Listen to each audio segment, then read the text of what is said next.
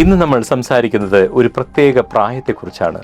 ഞാനും ഉൾപ്പെടുന്ന 40കൾ. പുറമേ നിന്ന് നോക്കുമ്പോൾ ജീവിതം സ്റ്റഡിയായ, പക്വതയുള്ള, ഗൗരവക്കാരനായ ഒരു പുരുഷനെയാകും നിങ്ങൾ കാണുക. പക്ഷേ അതിന്റെ പിന്നിൽ ആ സുരക്ഷിതമായ കോട്ടയ്ക്കുള്ളിൽ ആരും കാണാത്ത ഒരു ദ്വീപുണ്ട്.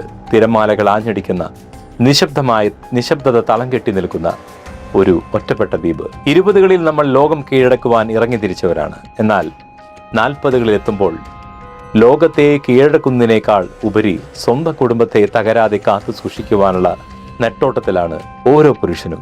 ഇന്ന് നമ്മൾ ചർച്ച ചെയ്യുന്നത് 40 പിന്നിട്ട ഒരു ശരാശരി മലയാളി പുരുഷന്റെ ഉള്ളിലെ ആകുലതകളെയും അവൻ നേരിടുന്ന കഠിനമായ യാഥാർത്ഥ്യങ്ങളെയും കുറിച്ചാണ്. പലപ്പോഴും 40കളിൽ എത്തുമ്പോൾ ഒരു പുരുഷൻ അനുഭവിക്കുന്ന ഏറ്റവും വലിയ വേദന താൻ വെറും ഒരു ATM മിഷനാണോ എന്ന തോന്നലാണ്. മക്കൾ വളരുന്നു, അവർക്ക് അവരുടേതായ സൗകര്യങ്ങളും ലോകങ്ങളും എല്ലാം ഉണ്ട്. ഭാര്യ വീട്ടു തിരക്കുകളിലായിരിക്കും, മക്കളുടെ പഠനകാര്യത്തിലും മുഴുകുന്നു. പ്രായമായ മാതാപിതാക്കളുണ്ടെങ്കിൽ അവർ അവരുടെ സ്വന്തം ആരോഗ്യ പ്രശ്നങ്ങളിലേക്ക് ഒതുങ്ങുന്നു.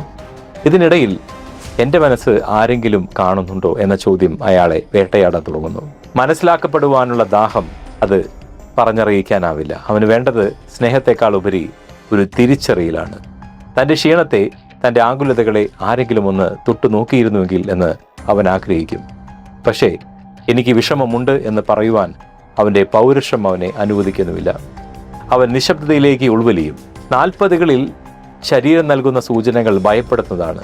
ജീവിതശൈലി രോഗങ്ങൾ, ഷുഗർ, പ്രഷർ, കൊളസ്ട്രോള്, ഈ അനാവശ്യ അതിഥികളെ നമ്മൾ ജീവിതത്തിലേക്ക് കയറ്റിവിടുമ്പോൾ തന്നെ കിലോമീറ്ററുകൾ ഓടിയിരുന്ന ആ പഴയ ഫുട്ബോൾ താരം ഇന്ന് പടികൾ കയറുമ്പോൾ കിതയ്ക്കുവാൻ തുടങ്ങും. പിന്നെ മുൻപൊക്കെ മരണമെന്നത് പത്രത്തിലെ ഒരു വാർത്ത മാത്രമായിരുന്നു. എന്നാൽ ഇന്ന് കൂടെ പഠിച്ചവരോ കളിച്ചവരോ ആയ സുഹൃത്തുക്കളുടെ വിയോഗം കേൾക്കുമ്പോൾ ഉള്ളിലൊരു ടൈം ബോംബ് ചലിക്കുന്നത് പോലെ തോന്നും. പിന്നെ കൊറോണയ്ക്ക് ശേഷം ഹൃദയാഘാതവും സ്ട്രോക്കും എന്ന് പറയുന്നത് ഒരു സർവ്വസാധാരണമായി. ഈ വാർത്തകളും നമ്മെ വല്ലാതെ ഭയപ്പെടുത്തുന്നുണ്ട്. എനിക്ക് എന്തെങ്കിലും സംഭവിച്ചാൽ എൻ്റെ കുടുംബം എന്ത് ചെയ്യും എന്ന ചിന്ത പകൽ വെളിച്ചത്തിലും രാത്രി ഉറക്കമില്ലായ്മയിലേക്കും അവനെ പിന്തുടരുന്നു. തൻ്റെ ആരോഗ്യം അവഗണിച്ചും അവൻ ഓടുന്നത് പ്രിയപ്പെട്ടവർക്ക് വേണ്ടിയാണ്.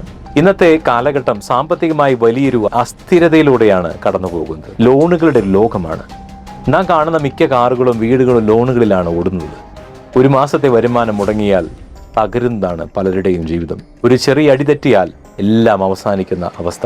ആർട്ടിഫിഷ്യൽ ഇന്റലിജൻസ് പോലെയുള്ള പുതിയ സാങ്കേതിക വിദ്യകൾ വരുമ്പോൾ വർഷങ്ങളായി ചെയ്തുകൊണ്ടിരുന്ന ജോലി പോലും നഷ്ടപ്പെടുമോ എന്ന ഭീതി ഓരോ പ്രൊഫഷനിലുമുണ്ട്.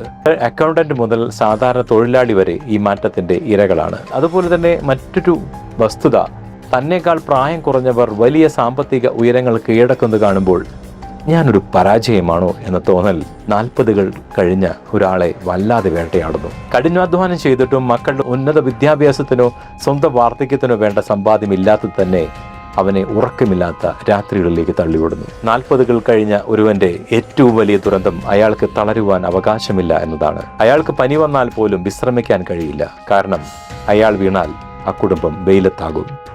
കരച്ചിൽ വരുമ്പോൾ അത് തൊണ്ടയിൽ അമർത്തി പിടിച്ച് ഒരു ചായ കുടിച്ച് പുഞ്ചിരിയോടെ പുറത്തേക്ക് ഇറങ്ങുന്നവനാണ് പുരുഷൻ. ഈ കപടമായ കരുത്ത് അഭിനയിച്ച് തീർക്കുന്നതാണ് അവന്റെ ജീവിതത്തിലെ ഏറ്റവും വലിയ മനോവേദ. ഉള്ളിലൊരു അഗ്നിപർവ്വതം പുകയുമ്പോഴും പുറമെ അവൻ ശാന്തനായിരിക്കും. പ്രിയപ്പെട്ട സുഹൃത്തുക്കളെ, 40കൾ കഴിഞ്ഞ ഒരു പുരുഷൻ കരയുന്നത് കണ്ണുനീർ കൊണ്ടല്ല, മറിച്ച് നിശബ്ദത കൊണ്ടാണ്. ആ നിശബ്ദതയെ തിരിച്ചറിയുവാൻ ഒരാളുണ്ടാകുക എന്നതാണ് അയാൾ ആഗ്രഹിക്കുന്ന ഏറ്റവും വലിയ ആശ്വാസം.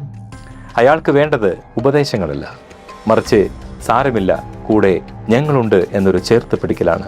നിങ്ങളുടെ വീട്ടിലെ, നിങ്ങളുടെ ജീവിതത്തിലെ ആ 40കൾ കഴിഞ്ഞ ഒരാളെ ചേർത്ത് പിടിക്കുക. അയാളുടെ ഭാരങ്ങൾ പങ്കുവെക്കുവാൻ ഇടം നൽകുക. കാരണം ആ ഗൗരവക്കാരനായ പുരുഷന്റെ ഉള്ളിൽ ഇപ്പോഴും സ്നേഹത്തിന് വേണ്ടി ദാഹിക്കുന്ന ഒരു കൊച്ചുകുട്ടിയുണ്ട്.